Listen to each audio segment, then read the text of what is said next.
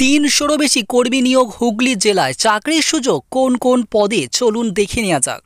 পদ ভেদে প্রতি মাসে নিযুক্তদের ১৩,০০০ টাকা থেকে শুরু করে ৬০,০০০ টাকা পর্যন্ত পারিশ্রমিক মিলবে। আপনারা দেখছেন সাঁতরা টিভি। অবশ্যই চ্যানেলটি সাবস্ক্রাইব করে সঙ্গে থাকবেন, কারণ এই ধরনের খবর আমরা সবসময় দিয়ে থাকবো। হুগলি জেলায় কাজের সুযোগ। জেলা স্বাস্থ্য এবং পরিবার কল্যাণ সমিতিতে কর্মী নিয়োগ করা হবে। সম্প্রতি সেই মর্মে বিজ্ঞপ্তি প্রকাশ করা হয়েছে রাজ্য স্বাস্থ্য দপ্তরের তরফে।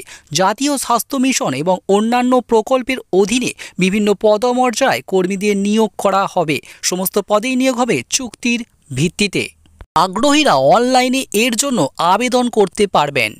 এবার দেখে নিব কোন কোন পদে নিয়োগ করা হবে। জেলা স্বাস্থ্য এবং পরিবার কল্যাণ সমিতিতে নিয়োগ হবে community health assistant, medical officer, staff nurse, specialist medical officer, specialist medical officer gynaecology and obstetrics, specialist medical officer paediatrics, specialist medical officer ophthalmology, ICTC lab technician, pharmacist, clinical psychologist, multi rehabilitation worker, facility consultant, medical officer, tuberculosis health visitor, laboratory technician, senior treatment supervisor এবং ophthalmic assistant পদে মোট শূন্য পদের সংখ্যা ৩৮৮। প্রার্থীদের বয়স ১৮ থেকে ৬৭ বছরের মধ্যে হলেই বিভিন্ন পদে আবেদন করতে পারবেন। পদভেদে প্রতি মাসে নিযুক্তদের ১৩,০০০ টাকা থেকে শুরু করে ৬০,০০০ টাকা পর্যন্ত দেওয়া হবে।